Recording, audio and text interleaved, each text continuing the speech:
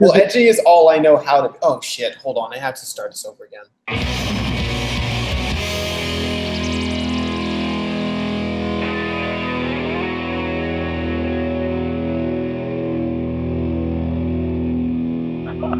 All right, so now it looks as if we're recording. Hey guys, what's going on? My name's Ali, and I don't know what the fuck is going on anymore. Welcome to Babetalk, Season 3. I'm gonna do this whole intro again because I'm learning how to do things. Shout out to Zencast for helping us out make this podcast. They're a cool little startup that's helping us out. But until we get to those formalities, we're going to be talking about the actual guests of the hour or so on. It's going to be Ben Greenblatt from South Jersey. Howdy do that. Howdy do that. We had started the show about 2 minutes earlier, but I forgot to click on the record button, and now we're recording, and now everything's going well. Yeah, I think it's going well. I don't know yet. I think everything's going to be all right. Good. A1. Aces. It's all great. A1. Oh, you guys hear a puppy. Oh, yeah, so now I have to pay attention because you guys can't see video anymore. So we're switching over this, yep. We're officially switching over to podcasts. We're no longer going to be doing video casts. If you guys are hearing my voice, that means that you guys have got the memo correctly. If you need to watch the taping of each episode, it will be available on YouTube the day before the episode goes on, and you will be notified via Facebook, Twitter, and Instagram, and our website. But it will be at later episodes because it's kind of like the season premiere, and you would think that I would be on it, but it's kind of beta testing / like season premiere. True. Hey guys, welcome to Babetalk, professionally unprofessional. We wing shit until what's the one of yours line? Fucking up until we get this right.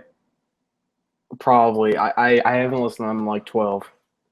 Wow. You're supposed to be pop punk. What are you doing? Dude, I traded in my khaki shorts for a flannel. So now you're officially grunge with the rest of everybody else. I also have a reverb pedal. Get the fuck out of here. Good night. Oh, I remember like you came up to me, what was it, during Atlas Fest, and you were just like, hey, I'm now going to be doing an intro because I'm a real artist. I was like, get the fuck out of here. I've only done that once, and it was at Atlas, and then I was like, I'm not doing this at smaller shows because no one's watching me right now.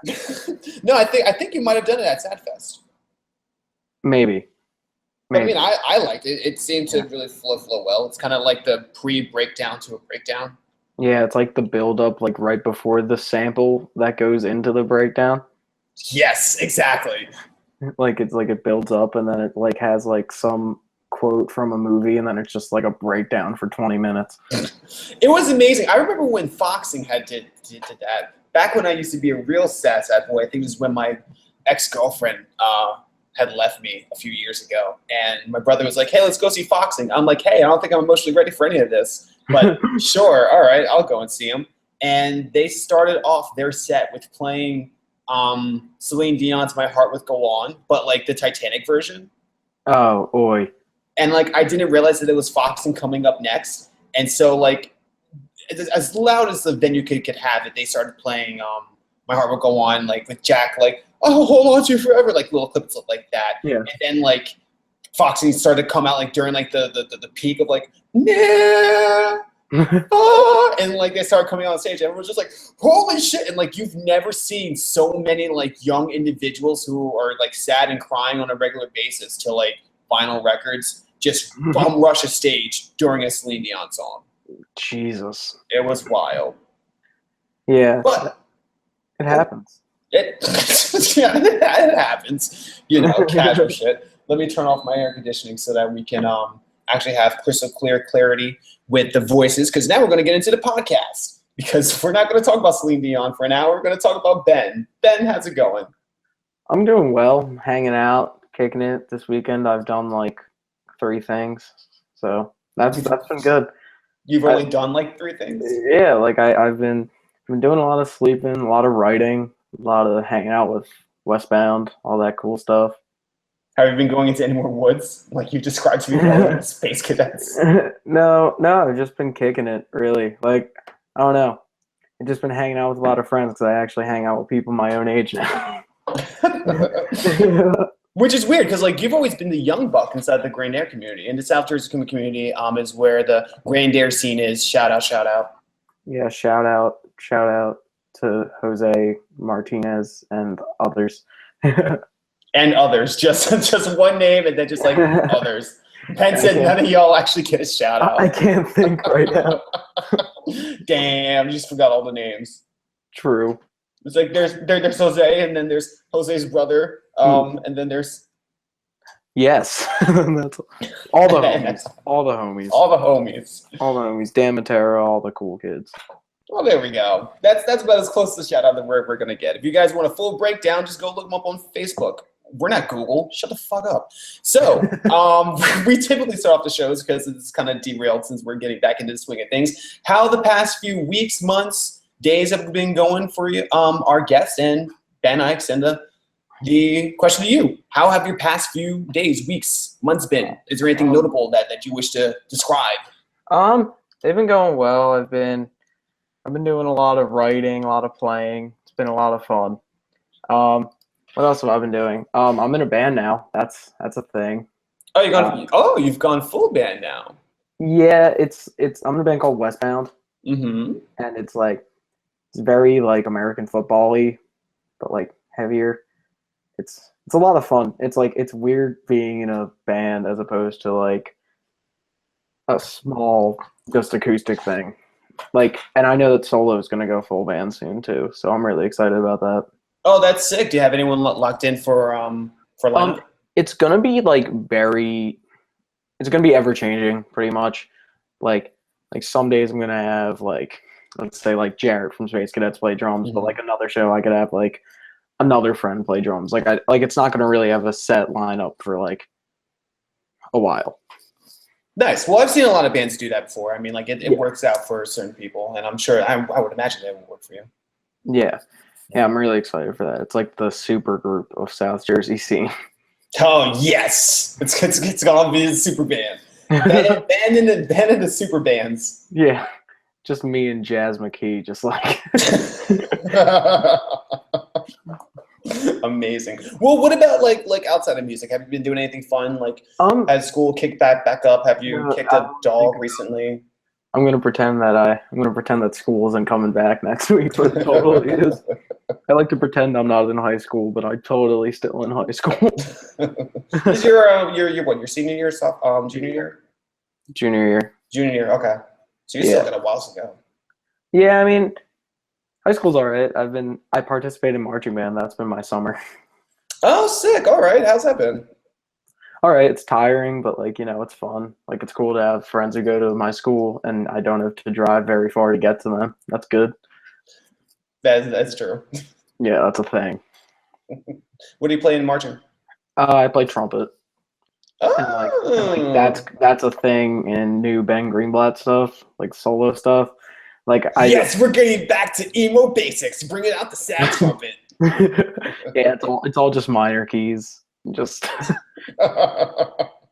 yeah. So it's just me playing my set, and then I have a looper pedal that I'm using more. Oh, nice.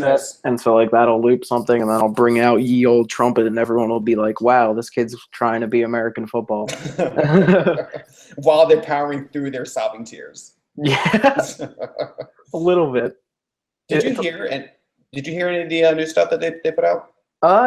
Yeah, I heard it, and I it's cool. I like it, but it sounds a lot like Owen. And it's just a more twinkly Owen, but I really like it just because of I have a soft spot for American football. No matter what the time is, their guitar tone, it's beautiful. It makes me really happy. And they're one of those bands that I haven't seen anyone actively talk shit on. That you'll have individuals that say emo sucks or all this music sucks. But as far as I know, everyone kind of really enjoys American football. I think it's because they're just a very accessible act. You know what I mean? Someone who likes indie and stuff that's played on all the underground radio stations, Mm-hmm. they can listen to American football and enjoy it, and that's not something that can be said for a lot of other acts. Yeah, so they have the ability to kind of transcend the different, I guess, popularity curve. Yeah, like that's like the big thing with bands that I like, when multiple people from like multiple scenes, if you will, can enjoy them. You know what I mean? And that's kind of what I'm going for, like with my band and the solo stuff too. True. That's Yeah. very true. So Yeah. well, that's awesome. What about anything else that's been going on? Like how's the scene been for those who are just learning? I'm now out here in well, currently I'm in Manhattan, but I've moved out to Brooklyn, so I've been removed from my own scene, and I'm currently I guess I'm just a free agent for anyone that's wanting to get my attention. Yeah, 'Cause please. I ain't got no friends. But how has home been, Ben? I am now talking to you as someone that I haven't seen in a while. I haven't talked to anyone in the scene recently. This is our first real conversation since you left. Yes, this is the first conversation since I was taken away, sobbing. I think the last set that I might have, no, Europe Song was the last set I seen. And there was another band that played after Sad Fest. But hey, also information about Sad Fest. Great festival. I think you guys heard me talking about it last year. It is a suicide awareness, addiction, and depression festival that goes down in South Jersey all the time. The same people that got behind that are going to be putting on the Pinelands Festival, which is going to be coming up in 2 months. A lot of great local acts for Sad Fest. A lot of great touring bands and national level bands are actually going to be coming over to Pinelands Festival, and you guys should get on both of those. 68's playing Pinelands. Oh, I haven't seen them in God knows how long, and it's been so dope.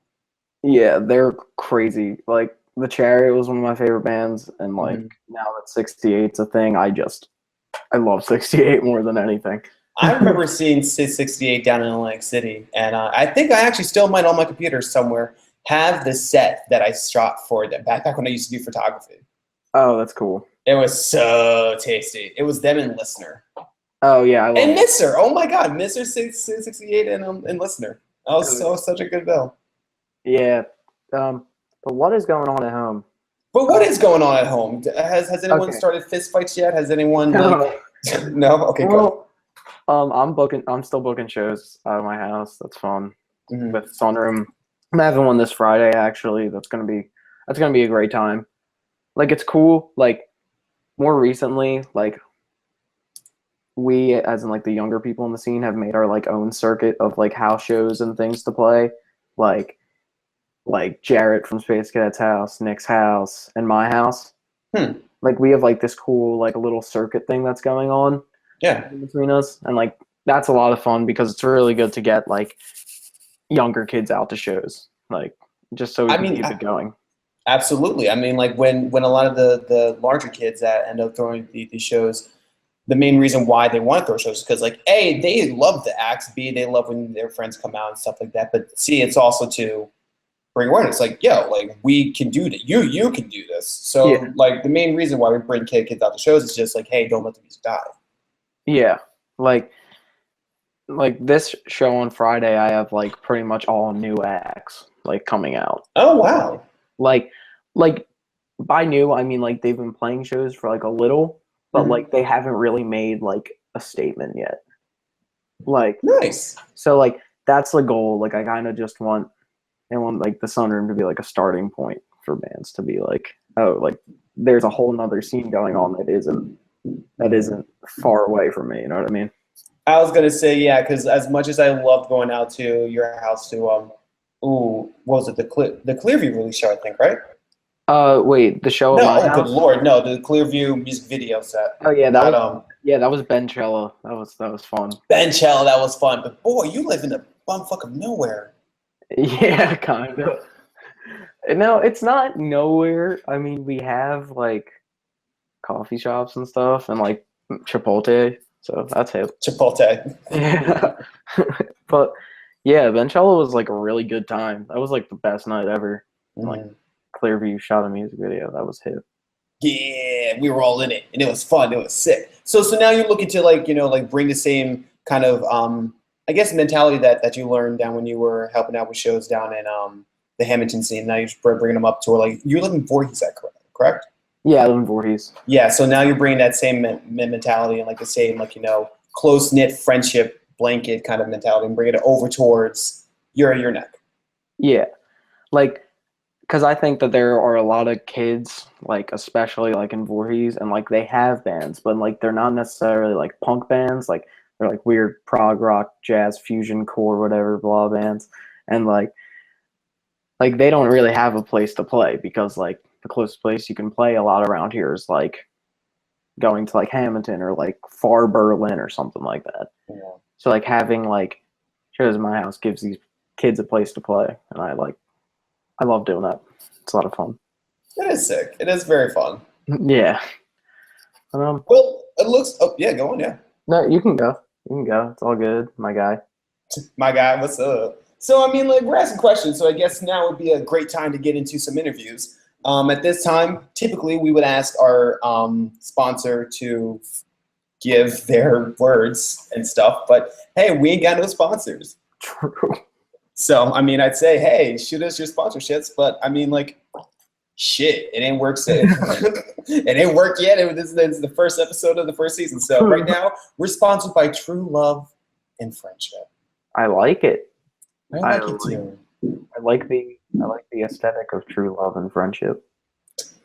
True Love is a good band. Also, It's true. Do I not know True Love?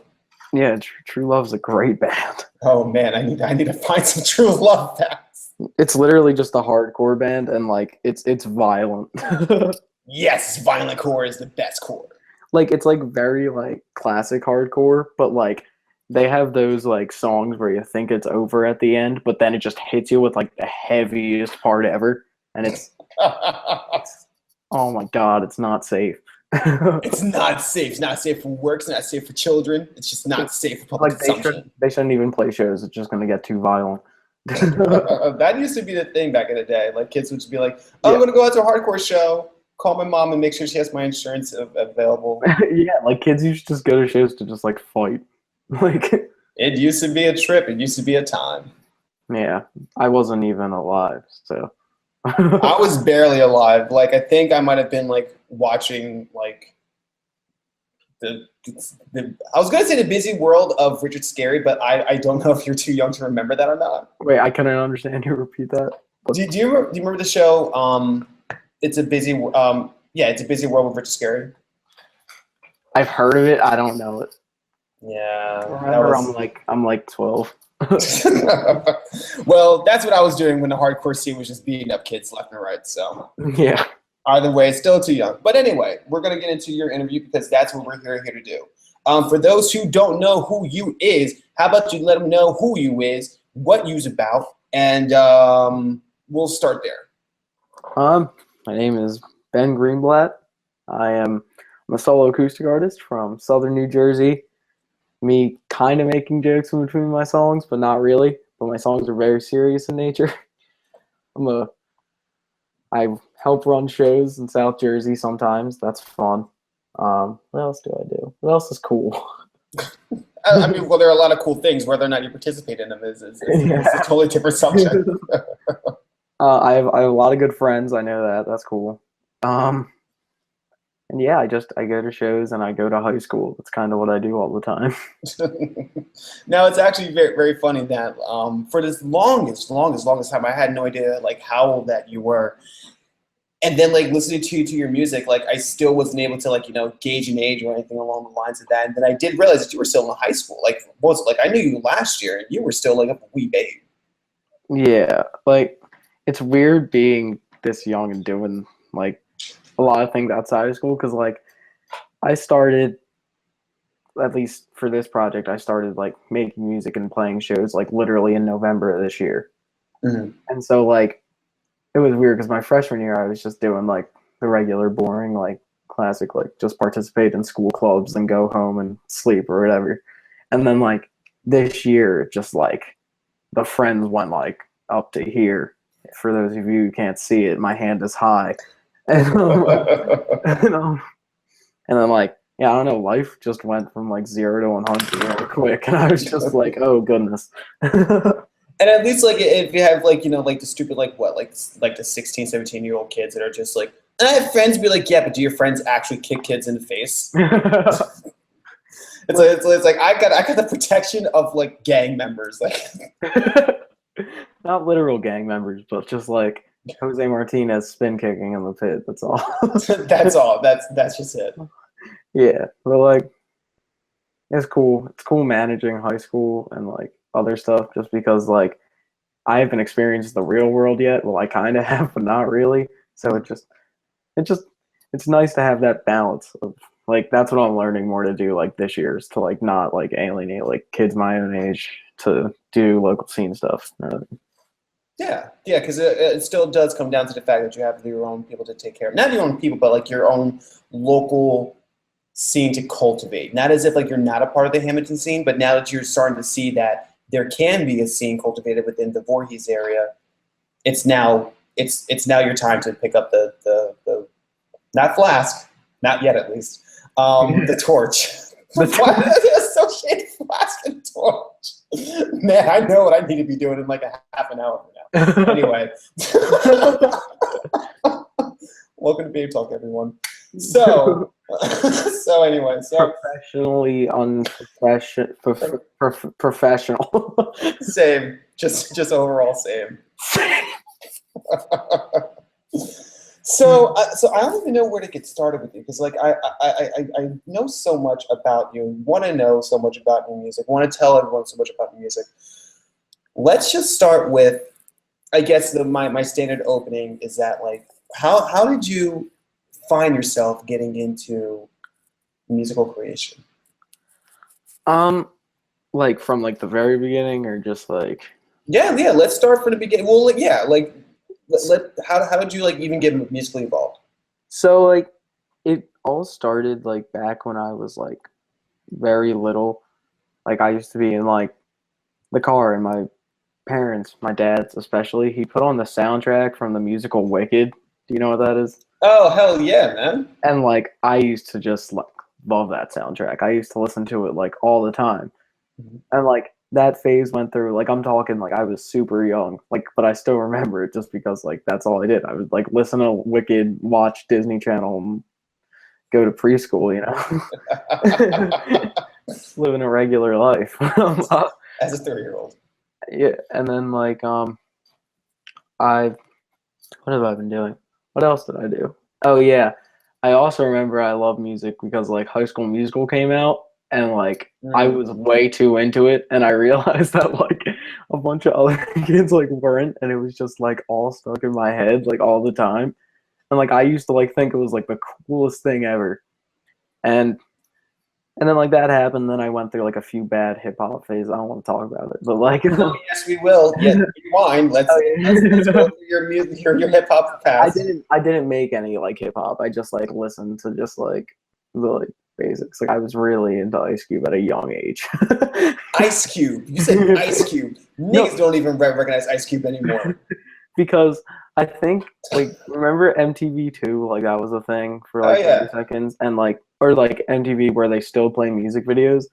I think it was like MTV2 or MTV Jams. Yeah, and I think like Good Day came on, and I was just like, wait, I'm so. I was like, okay.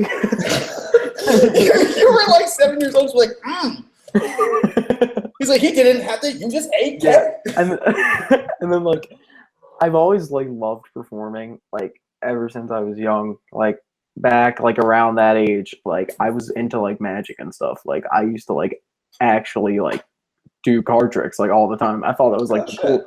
Yeah, I thought it was like the coolest kid ever. I was like, "Is this your card?" And they were like, "Yes." And I was like, "I knew that." And then the smug magician. And then I think it was after that, and I remember this like specifically. I was around 12 years old, and my cousin is still in a band. They're called Todds Deception. They're based out of South Jersey. Like, and I was like 12 years old, and my dad he went up to me and he was like, "Hey, do you want to see Brandon's band play this concert at this venue?" And I was like, "Oh, sure, whatever." And I was like a edgy 6th grade kid. I didn't really have anything else to do. And let me just take this like let me just set the scene. It was Brad's last show of the summer, 2012, like at the Berlin VFW, and it was like the classic South Jersey mixed genre show. Yes. And I remember specifically, I walked in, and this is back when Endless Sacrifice, they had those like two light pillars like set up by their drum kit. I don't know if you remember that time. Mm-hmm. And yeah, I remember seeing that, and I was like, why do they have lights are in a VFW? But like then like I got it. It was like for a performance aspect, and like, and then it was like back when he used to run shows. It was like genre, like in order of genre. So it was literally like Endless, my cousin's band, and my cousin's band was the last metalcore band.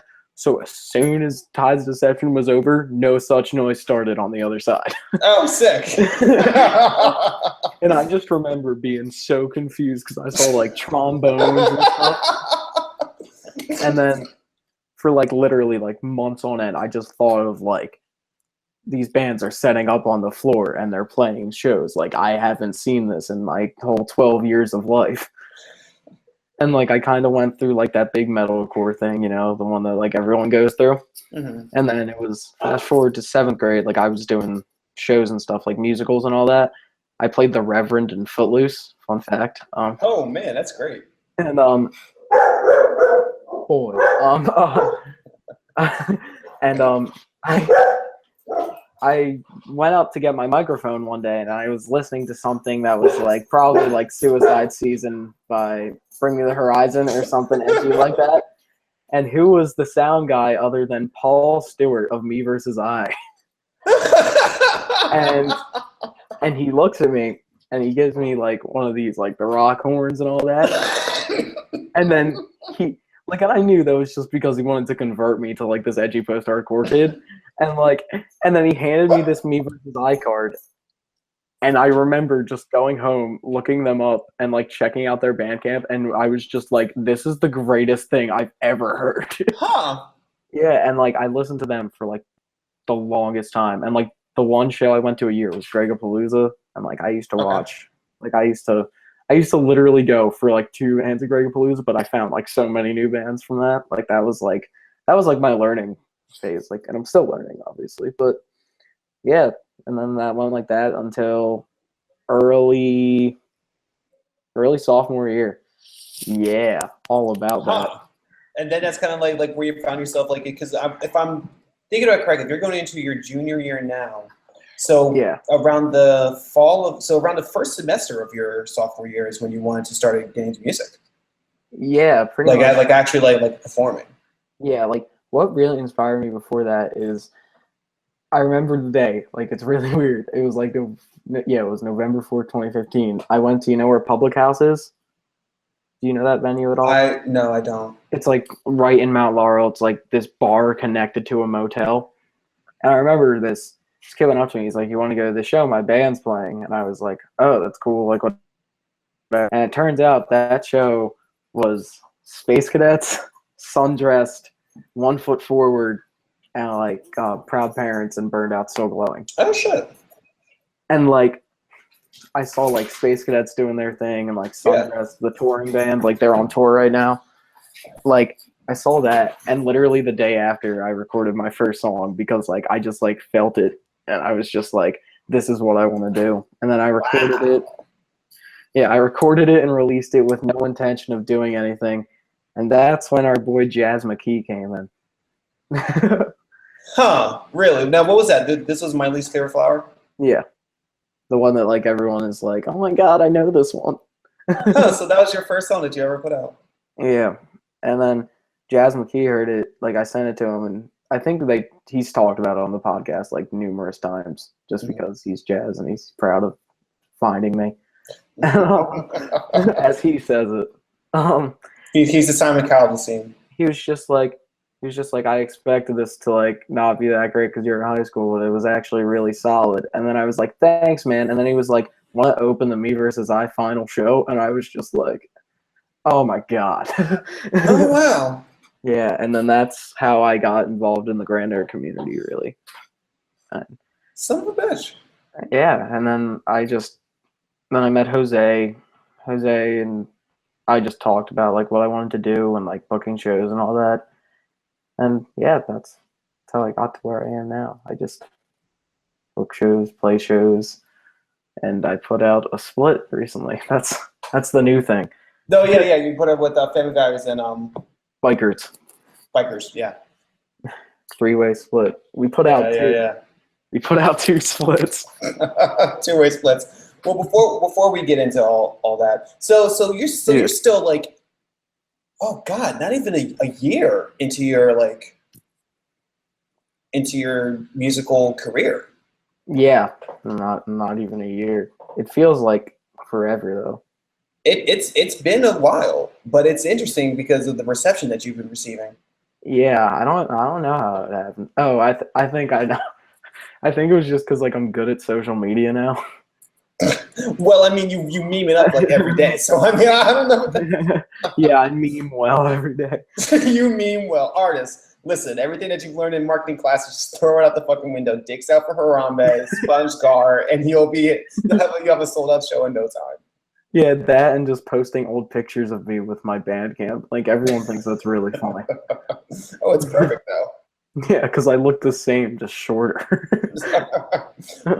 Well, let's just talk about the past year. I mean, like, not even getting into your music just yet, but I mean, within the the less than how many months are in a year? 12 months. With the less than 12 months that you've been immersed into one music community, you do have kids like really singing along with your shows, actively seeking out to go out to one of your shows. How does it feel for you as a very fresh new artist? It's honestly absurd. Like, it's just like I remember like last year, like freshman year, just like looking at Sadfest and being like, I'm gonna play that next year. And I was like, I don't know what I'm gonna have to do, but I'm gonna play that next year. And like I remember looking at like last year they had open mic things and all that, and I was like, I should totally do that. And then I just didn't because I don't know. It's kind of weird asking like for me since I don't really drive yet, like asking your parents to be like, we're going all the way to Hamilton now. You know what I mean? Sure. Like it makes like so I just like hung out at home all the time, like played my guitar. I was in like a few really bad emo bands back then too. I was in a metalcore band too. That was a thing. Oh yeah. Yeah, I was the clean vocalist of a metalcore band. Amazing. But yeah, it's crazy. It's really amazing to have all the support. And like the thing with me is like if I see you supporting my music, like I'll go out of my way to like befriend you. You know what I mean? Like, because I don't really like to have something along the lines of fans. I just like to have a bunch of friends that like happen to enjoy my music. Like I'm very into just making friends with everyone. Absolutely. Yeah, I think that's pretty much how I got like a somewhat following, if you will. I think I just because like I'm not afraid to like go up to people and just like talk to them, you know. Sure. Yeah. Yeah. Like, and then like also Clearview helps me out a lot. They help me promote. Holding on to hope for 2 years. Just throw myself off a house. In sheer joy. You are that video. I am. Oh, good Lord. Just me in the background, just casually like ripping garments like I'm back in Israel. Just like, fuck! Old Testament, what's up? But yeah. I mean, like, I do remember like one of my favorite performances was actually over by during Benchella when we were in your living room and you had like everyone singing along. Like it felt as if like it was just like those like stupid music videos that like let me jump back a few sentences because they're not stupid, man. Don't mix. But those music videos with like everyone's with their friends and like they're on the living room and they're like like relaxing, but like that's exactly what it felt like. It's like a bunch of. It was kind of like Living Room Song by the Wonder Years. But like it was being lived out in front of us. Like everyone was just singing along. Everyone, it was just a beautiful, fantastic moment. And like for like when you have things like that, it's hard to like kind of gauge the where you're at now. It's like shit. I just have a bunch of friends right here where we're all just singing along. Yeah, like it's really interesting. Like that was one of those shows where like I was going through it and like I was going through my set and I was playing it and like I don't know, it was weird playing in my house like in front of my TV. I was just like And then I realized that it was packed, and I was like, holy moly. There are a lot of feet in here. Yeah, and like I just liked how casual that was. And like the thing is, I never go into a show like expecting kids to sing along, like expecting people to know this, expecting people to know any of that. And like I remember I was in like the last part of my least favorite flower, you know, the like take another breath part. Mm-hmm. And I just couldn't hear myself, and I was just like, this is crazy. Because I wrote that like when I just like was really like not happy. And like it's crazy to see how that song has helped me connect with so many people, and like all my other songs too. Like I think it's really cool to see how some people can relate to what I make. And like it's cool to see people wearing my shirt. Like that's a thing that happens now, and I'm just like, that's me. That's my flower. That's me. Yeah. It's really awesome. So now that we're talking about music, I guess now would be a good time than any to actually jump into it. So I know that you said that you like, you know, always like performing. You always liked, you know, music in certain aspects of it, but not really like, you know, within this particular genre. But when did you think that writing would be the new outlet to express your creativity?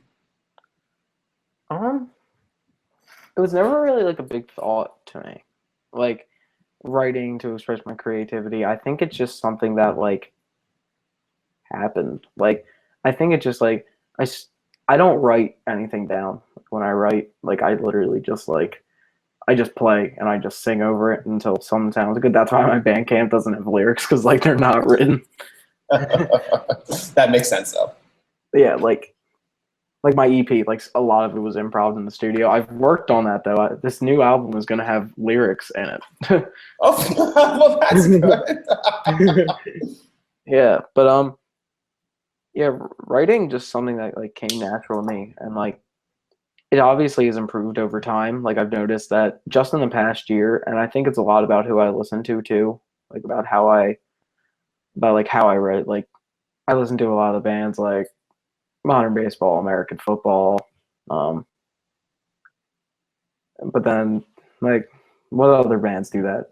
Whatever. Oh yeah, I like Panucci's Pizza a lot, and like Jank and all that stuff. And like I think it's like a mix of that like straightforward writing with like the metaphors, and I feel like that's like what I've been like very strong at. And like I just like to write because it helps me get through tough times, and it helps distract me. So like if something bad's going on, I'll just go and write. You know what I mean? Mm-hmm. Yeah. Now, not to like, you know, gauge like how often you get emotional, but I mean, like, how often do you write? I'm pretty much like, well, this is like the typical like edgy pop punk artist thing to say. I know because Soupy said it. I was just like, I'm pretty much always writing. Like whenever I see something, like I think of like a melody, and I'm just like a lot of like my new stuff. It's like it's very like I'm writing in a journal kind of. Oh, sick. Like it's kind of like stuff I did, and like past experiences and about friends and all that. Not pop punk friends, but like friends. So less like introspectual than like narrative, kind of? Yeah. No, narrative story driven? Yeah, it's a lot like that. And then like there's like a few bigger things I'm working on for this album that like is gonna have a story that's gonna go throughout my next releases too. Nice. That's actually very cool. So yeah, I'm really excited about that. Was there anything that like kicked you in the ass to make the change, or like to like inspire a new writing style? Nothing really made that happen. I just think it's like I'm very good at writing catchy songs, but I also want to write something that like gets people to think too. And like that's why like you can see a lot of the change in my new song that I put out with like bike roots and family values on that split. I don't know if you listen to it. It's called Foreign. Yeah. Like it's a song that I wrote, and it like doesn't have a chorus, and it's just me like just going on and on about something. And like it's cool to write things like that because like it's very easy to write a chorus and just repeat it, but it's not as easy to just keep going with a narrative. Yeah. And like, yeah.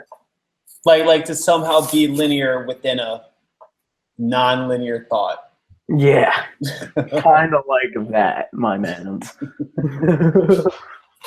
So now before you had put out the split with Bike Roots and Family Values, you ended up doing the past 6 months, or How I Learned to Smile Again. Yeah. And so, like, when you put out the demos, or like the first like recordings of your music. Will, yeah. Yeah, well, and your first recording of My Least Favorite Flower. Yeah. What like was it talking to Jazz that had inspired you to actually put everything into a compilation and say like, all right, here's my first thing? Well, I think it was like the fact that like I put out My Least Favorite Flower and like I posted it on Twitter, and like kids from my school were DMing me and they were like, "Oh my God, this is really good," and I was just like, "Oh, I think I have an audience now. I'm gonna put out more songs that I've worked on." Mm-hmm. And then I put out my first EP. That was like, that's pretty much like my heartbreak album. Like that, like it's very lo-fi, like very raw, like just like that's how I really like a lot of my stuff, because I feel like my music especially, I don't think that it should be like very well produced. You know what I mean? Like just like have like a little bit of like a raw sense to it. Mm-hmm. But yeah, that was like after I put Wilt out, I just like I remember the first couple of shows like right after Wilt, and like right before like I did the big tuning switch to American football tuning. That's what I call that era. I call that the pre-tuning switch. God damn it. Oh. I remember you saying that at Zappas, actually. I was like, I'll go into that later, but like right after Will, I just remember playing shows and I was like, oh, I have a small group of people singing along. This is cool. So like, let's just keep doing it. And I remember there was one basement show at this kid Jay Sellers' house, and I remember playing it, and I went into Will, which is like a reprise of My Least Favorite Flower, kinda. Yeah. And then like I remember doing that, and I just couldn't hear anything. And like I finished that song, I did the outro, and they were like, one more song, and I just remember going, I don't have any more songs. So I literally went into like 12 feet deep by the front bottoms, and it was the best experience of my entire life. Because like the thing is with like, if you play that in a basement, kids go crazy. Like kids will just jump on each other, even if it's an acoustic show. I forget, how does that one start? 'Cause you are water 12 feet. Oh, that was, oh, good Lord. Okay. Yeah, like that edgy one. Yeah. The one that's like all power chords. Yep. Yeah, but I'm all about it. I'm all about basement shows. I'm all about very small shows just like that. Like, but back to that past 6 months thing that I did. That was the time. Fun fact, that was all recorded in like 4 hours, and me being super stressed. Oh, wow. Yeah, because Jamie, he is an intern at Blue Light. Yeah. And like he's called me and he was like, hey, I have studio time open, want to come in? And I'm like, oh yeah, I have songs, I'll do that, it's whatever. And then like then I came in and I was just like, I was never in like a real studio before. Like Wilt was recorded at my friend's house. Mm-hmm. So like I was just like, this is all more expensive than anything I own. And like, yeah, that was crazy. But the release show for that is where that was like the start of like the peak that I don't know if I'm ever gonna reach. But like the climb. Yeah, the climb. Like, because I remember were you there at my EP release? I showed up right at the very end. Yeah, like you remember like how packed that was. Yeah, over Grandsons, right? Yeah. Yeah. Like I think it's because of how much promotion I did, and I don't think anyone was really ready for that many people to show up to like an acoustic artist EP release. But I remember just playing, and I just looked back, and it was just like friends, like all the way to the back, and I was just like, this is what it's about. Like that's the moment where like I really realized that it's not like it's about the music obviously, but it's about like the people you know when you're in the scene and in the community, and like Absolutely. like It's a support especially system. yeah, like in the scene, like I've made like tons of friends. Like I went from not talking to anyone to like having like this big group of friends that I know that I can go to anytime if I need something, they'll help me out. Absolutely. Yeah. It's a beautiful thing. Yeah, it's great. So now let's look at the comparison between the past six months and the split that you had just put out with Friends. What are you seeing yourself like progress as an artist in the sense of like just general growing? Yeah, I do. And I think a lot of what I'm doing is I'm starting to realize like a lot of ways to better myself and to better my music and like to better how I promote. And I feel like that's a place where I'm growing a lot too. And like especially with this whole booking thing that I'm working on, like I feel like that's helped me promote a lot better than I did before. Yeah, because you're like being taken under like the wing of Jose, Dan, Luke, you know. Yeah, and like now even as like I get more independent with like the booking and all that jazz, like I like having people that I can ask to like help out with that stuff because I can't do this all by myself right now. And like I'm still definitely growing. Like my writing has changed. Like on the first split I put out, I have that song "Your Favorite Bands" on it. Like I have that song "Your Favorite Bands" where it's like I talk about like Say Anything, Tiger's Jaw, and all that. Oh yeah. And here's a funny story about that. My friend Connor Rothstein, he goes by the name More Debt, and he plays acoustic shows. Okay. He was in Philly, and he saw Ben from Tiger's Jaw like at a supermarket, and he told him about the song, and like it was like I can't listen to Say Anything, and they're like Tiger's Jaw and all that, and Ben literally said, "I want to fight this kid figuratively." Oh, that is fantastic. I was just like, this is crazy.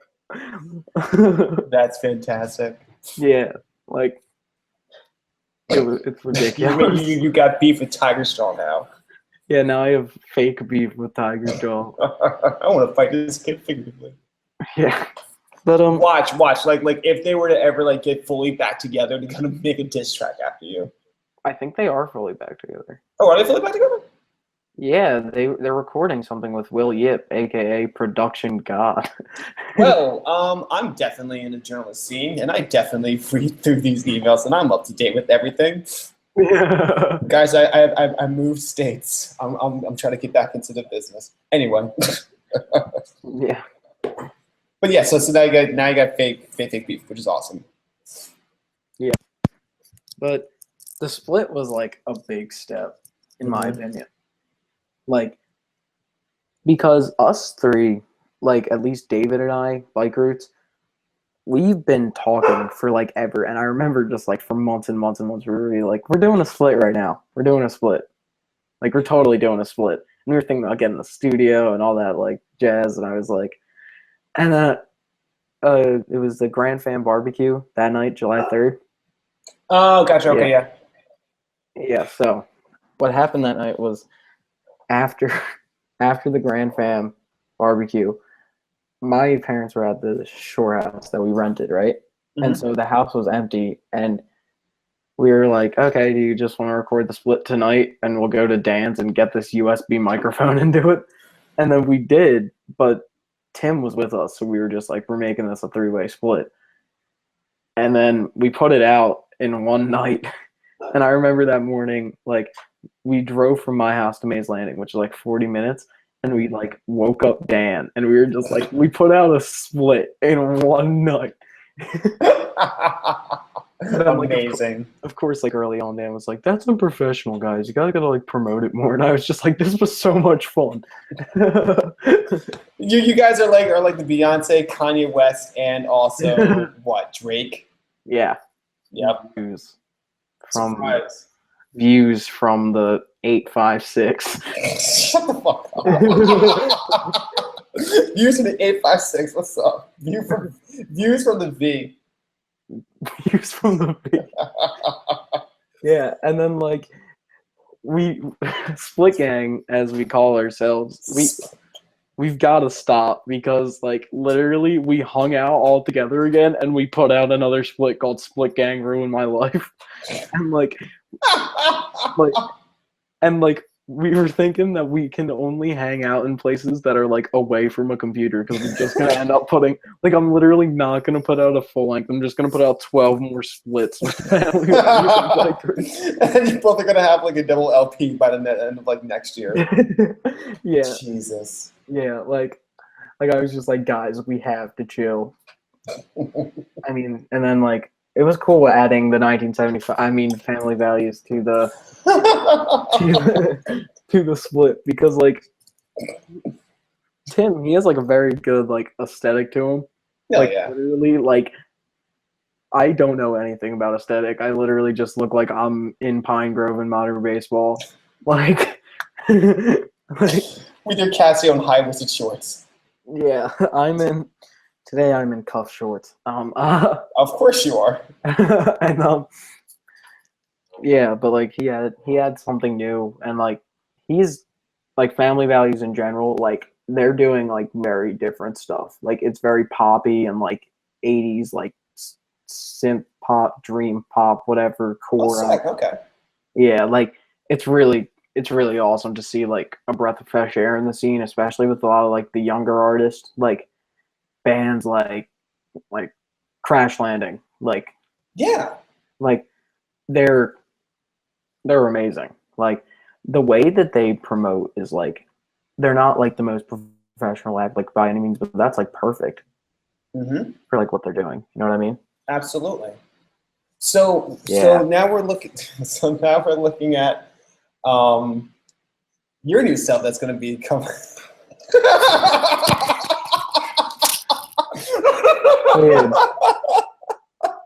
Yeah, Brooks is hip. Yeah, Oh, God bless.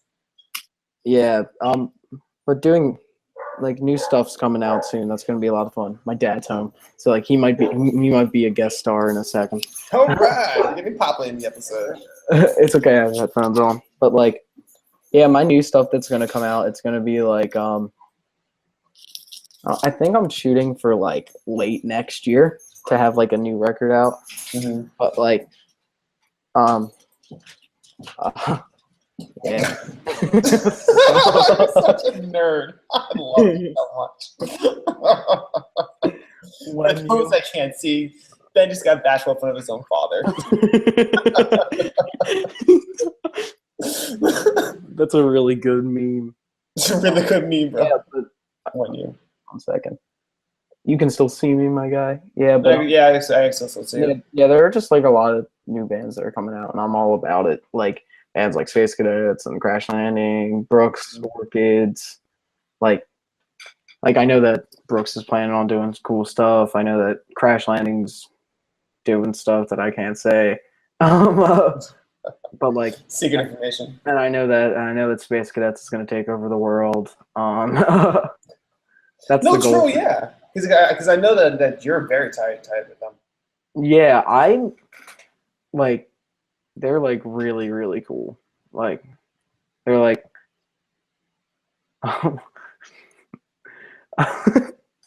Yeah, Space Cadets is like they're just like really Let's keep talking about Space Cadets. Yeah, Space Cadets is just like it's really great 2-piece emo math rock band based out of like 2 towns away from me, and they're providing something in the scene that's just like really different, and like it's still that emo that we see, but it's just like the musical talent that comes from them. It's something different.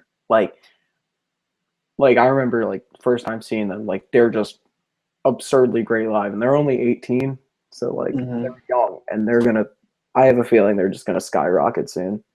And they're playing at my house on Friday, and I'm like really low-key emotional about it because like, yeah. Because it's your friends, you know? Yeah. And like it's cool to see them go from just like playing shows at like small venues around us, like Red Dwarf and stuff like that, to go like into like actual like real floor shows and all that cool kid stuff. Yeah. So, yeah, like when you go, my mans. Well, I mean, like the one thing that I wanted to really like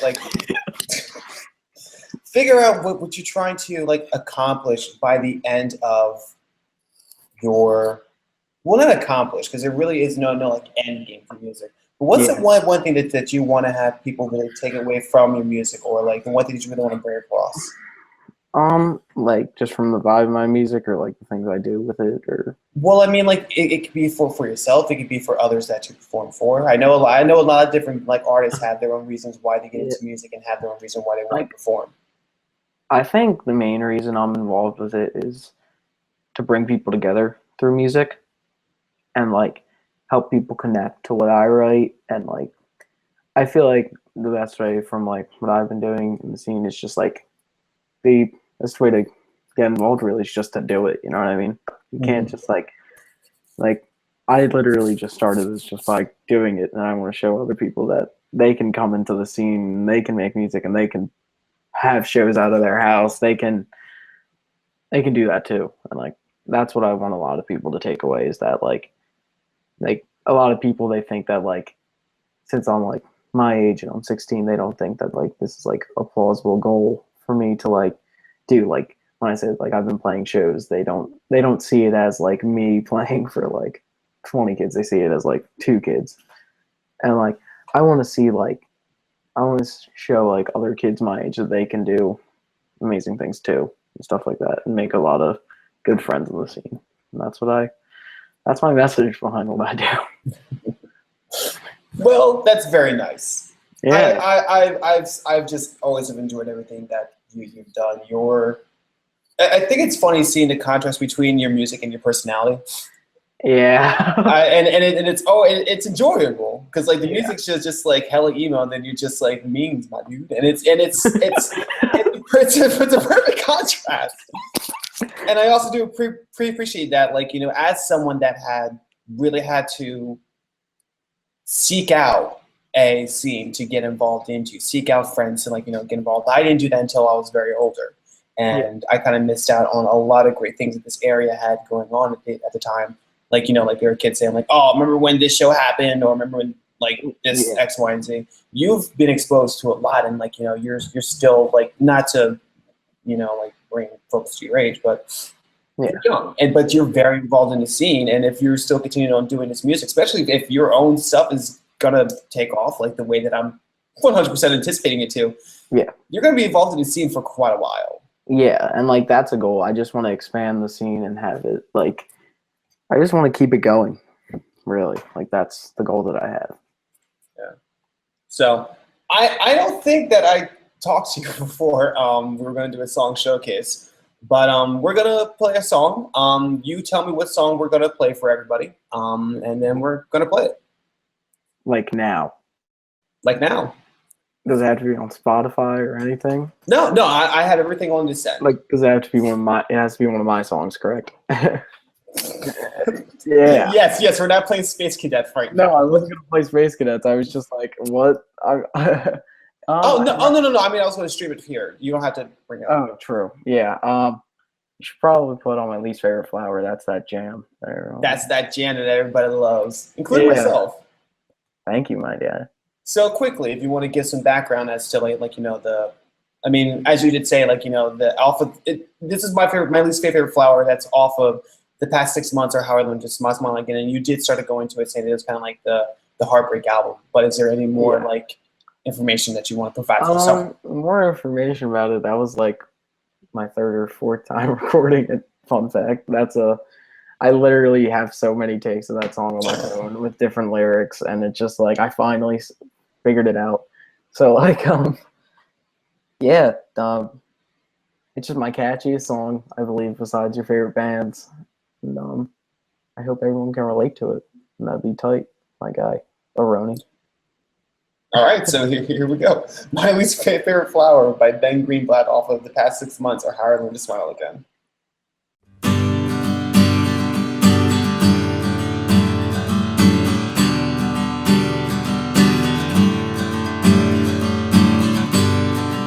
little hard to dream when you're running through my head. I wish we could go back to November instead. It's been about a year, oh how the times have changed. About a year ago, I was going insane about you. Were you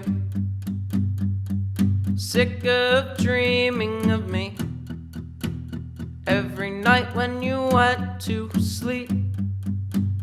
Were you sick of dreaming of me? All those promises you swore you'd keep.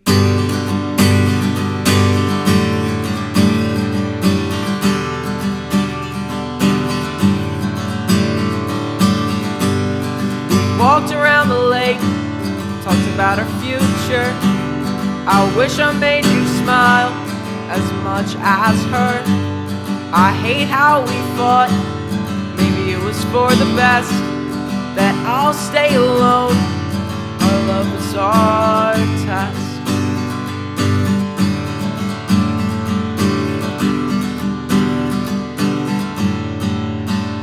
Were you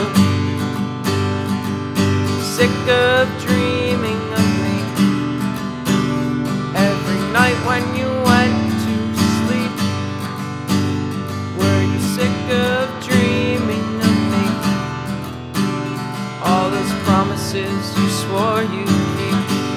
So take another breath, let the smoke fill your lungs. It doesn't change the fact that you were never in love. Take another breath, let the smoke fill your lungs. It doesn't change the fact that you were never in love. Take another breath, let the smoke fill your lungs. It doesn't change the fact that you were never in love. Take another breath, let the smoke fill your lungs. It doesn't change the fact that you were never in love. That was that was my least favorite flower off the past 6 months, or How I Learned to Smile Again. Getting back to subject, Ben, where can they find your music at? You can find it on Bandcamp right now. That's all I have, but I know soon I'm going to be on Spotify, iTunes, all that jazz and cool kid stuff. And like me on Facebook. That'd be cool. It's just Ben Greenblatt at facebook.com/Ben Greenblatt Music, I believe, even though Facebook's a weird marketing tool now. Yeah, it's a monster. Yeah. Embrace it. The big thing for me, I promote a lot on Instagram and like all that. Like my Instagram's Benjamin Greenblatt. Oh wait, Jose asked a question. Should I answer Jose asked that? a question. Yeah, sure. Yeah, Jose wants to ask a question. Let's go. Wait, I can't. Oh goodness, I couldn't see it because it was echoing and it was scary. Oh. Jose, what's your question, my mans? The prophecies are coming true. I asked a question. All right, we're answering questions right now, guys. This is going to be the last and final part of the podcast. We have Jose asking questions. Oh, literally, right as I turn it off, he asked a question. What is it? Okay, here we go. What does it feel like recognizing that you are now going to be carrying a torch for your demographic? Well, to me, carrying the torch for the new demographic, it's very exciting to me because, like I said, I wasn't around for like the very early Grand Air days, like the Shed. I don't know if you were there for that. No, that was another thing that I missed. Another Yeah. thing I was like, oh man, like stories and stuff. And it's very cool to be starting my own thing similar to that, like being able to have a safe space where my friends and I and new people and we can all hang out and listen to music and just have like a very good time without any bad vibes or any hate or anything like that. And it's cool to like kind of lead that, but like I don't want to say that it's just me, because like I know that there are plenty of young bands that without the bands the scene wouldn't be a thing. Like it would just be like, obviously, I mean, like it's not just like me, it's all of us. It's all of like it's everyone who's working together to make the scene better and to make the future of the scene a better place. Not that it's a bad place now, but everything can always be better. Absolutely. We also have a question here from Kiana. and he's asking Ben about his summer experience at Drexel's music program. Oh, true. So I took the music industry program at Drexel this year. I worked on that. That was a really cool experience. It was because I'm looking to go to college for music business, like just to pretty much go to college for something that you love. I feel like that's a really cool concept. And it was really weird to like go into class and like actually be interested in what they're teaching and like marketing. Like it was really weird to walk in and be like, oh, this is something I'm good at. I know how to do this, and like specifically focus on that. And I like it too. What you look at that? Yeah, and like Drexel's campus is cool. Drexel's cool. I like it. Drexel is cool. And if there is ever to be a new music community to get involved in, like if you were to end up going over to Drexel. Yeah, like I know Dave Peterson book shows out of his house there. That's yeah, that was the time. I saw Teeth for Teeth there. Keanu was there. It's lit. Yeah, it was a good time. 10 out of 10 would recommend. And I mean, like that's also where like Modern Baseball had like a guy got their jump off. Jank had got their jump off. At UArts, that's where Jank. At UArts, yeah. Yeah, Jank, I'm all about it. Philly's a beautiful, wonderful place. Yeah. I think I have one more question. I think. Are you ever going to be playing Philly? Am I going to be playing Philly? I think so. I'm working on that, definitely. I think I have a thing going on at a bigger venue, like one that's known all around here. So like that might be a thing. I'm working on it. I know that it's like with a bigger act, a few big acts. So I'm working on that and sent them all my stuff. So hopefully that's going to be A1 because I know it's going to be like a very big show if I get on it. Like, well, I'm definitely going to like pry it out of you as soon as this podcast is done, and you all get to like just speculate as to what show that would be. True chains. So what's the lesson that you want to depart with your fans and people that are and your friends and stuff before we leave tonight? A lesson, if you will? Parting words, a lesson, an antidote. It's just what I want people to learn, at least for me, is that anyone can get involved, anyone can do whatever they set their mind to. Like, if you want to do something, work hard to do it. I'm very into that. And be grateful for your friends, be grateful for your family. Tell people you love that you love them. It's very important. I'm all about that. Yeah, that's about it. Please listen to my music on Bandcamp. Can I just give like band shout outs? Go right ahead. Yeah, just rattle them all. You already know. I'm like, yo, all right, my nigga, I'm good. I got Crash Landing, Clearview, Pines, Second Side, Space Cadets, Family Values, Bike Routes, Split Gang, Grand Air Community, Keanu from Cherry Pit, and Sunroom Gang. Sunroom Gang, what's up? And the Final Impression. Yeah, that's it. Nice. Sick. So, hey, that's episode. It's been real, my guy. It's been real, my dude. Yep, stuff. We just salute each other for those listening at home. So, yeah. I usually end this episode by saying check us out next week because we usually have a schedule going. But I mean, like now it's gonna be next episode's gonna be coming in a little bit more sporadically, and hopefully we can have more episodes come out on a regular basis or some.